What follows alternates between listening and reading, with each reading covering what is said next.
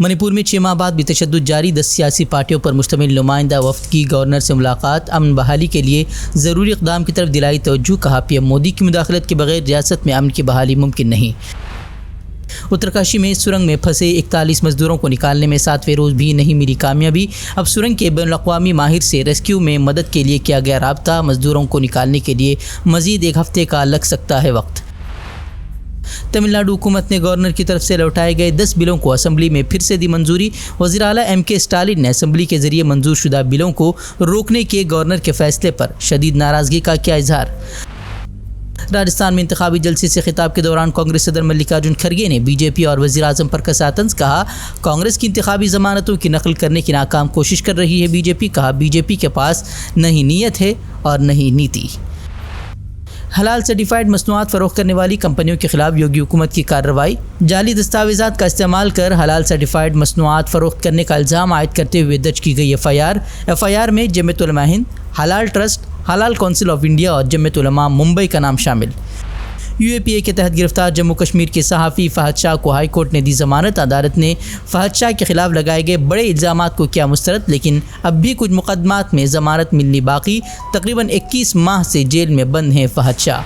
جرمنی پہنچے ترک صدر اردوغان نے جرمنی سمیت اسرائیل حامی عالمی قوتوں کو دکھایا آئینہ، کہا جو کچھ غزہ میں ہو رہا ہے ہم آپ کی طرح ہاتھ جوڑ کر کھڑے رہنے والوں میں نہیں، ہم اسرائیل کے قرضدار نہیں لیکن جن پر قرض ہے وہ نہیں کر سکتے آزادانہ بات، پوچھا کیا بے گناہوں کو قتل کرنے کا حکم دیتی ہے آپ کی مقدس کتاب۔ فلسطین میں جاری اسرائیلی جارحیت کے خلاف یو پی میں مظلوم فلسطینیوں کے لیے اجتماعی دعا کی اجازت دینے سے یو پی حکومت کا انکار، اجتماعی دعا پر ہی لگا دی پابندی، مولانا توقیر رضا نے تعجب کا کیا اظہار، بولے ہندوستان میں اب فلسطینیوں کے حق میں آواز تو دور، دعا کرنا بھی جرم۔ بہت بڑی تکلیف کی بات یہ ہے کہ ہندوستان میں اب دعا کرنے پر بھی پابندی لگا دی گئی ہے۔ یہ ظلم اور یہ زیادتی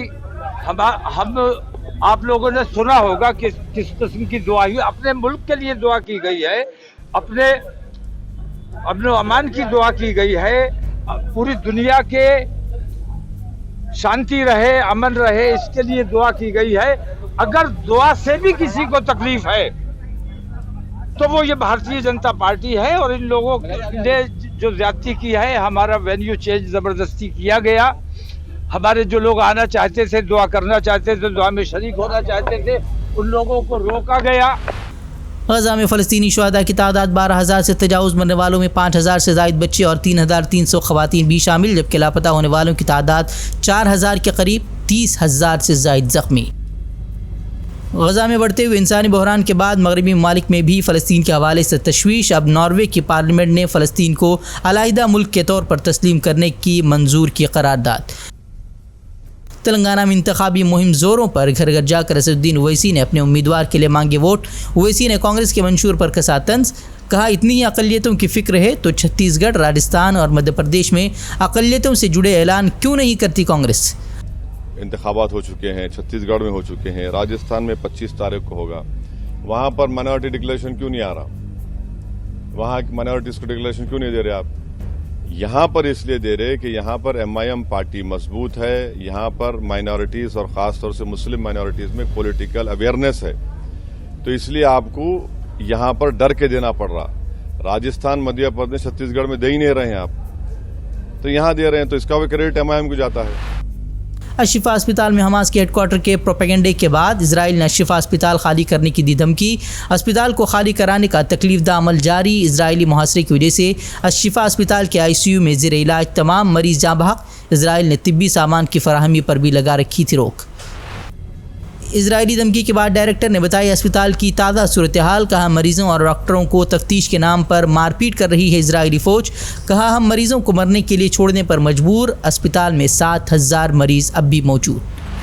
ایلن مسک کا متعصبانہ اقدام، فلسطینیوں کے حق میں پوسٹ پر اکاؤنٹ معطلی کی دی دھمکی، فلسطینیوں کے مقبول نعرے from the river to the sea لکھنے والوں کے بلاک کر دیے جائیں گے اکاؤنٹ۔ ایلن مسک نے کہا یہودی نسل کشی کی طرف اشارہ کرتے ہیں یہ الفاظ، فلسطین حامی ہزاروں اکاؤنٹ نے ایلن مسک کو ٹیگ کر دہرائے وہی الفاظ۔ مسلم خاندان کے 4 افراد کو گاڑی تلے کچل کر قتل کرنے والے کینیڈین شہری کا جرم ثابت، عمر قید کی سزا سنائی گئی۔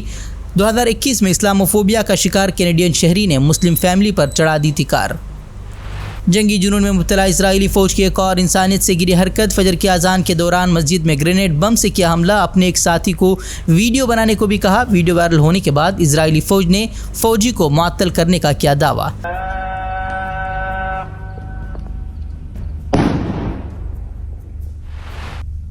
اسرائیلی پروپیگنڈا اب ان کے ساتھی میڈیا اداروں کو بھی نہیں ہو رہا ہضم۔ اسرائیل حامی BBC نے بھی الشفا اسپتال میں بنائی گئی اسرائیلی ویڈیو کا کیا پوسٹ مارٹم، الشفا اسپتال میں حماس کے ہیڈ کوارٹر کی بات پر بھی اٹھائے سوال۔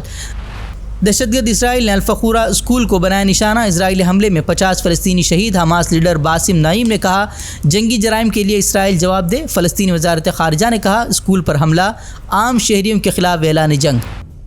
اسرائیلی فورسز کی غیر انسانی حرکت، اب الشفا اسپتال کے اجتماعی قبر سے نکالی 100 سے زائد لاشیں، اسپتال میں موجود مزید نعشوں کو دفنانے کی اجازت دینے سے بھی کیا انکار۔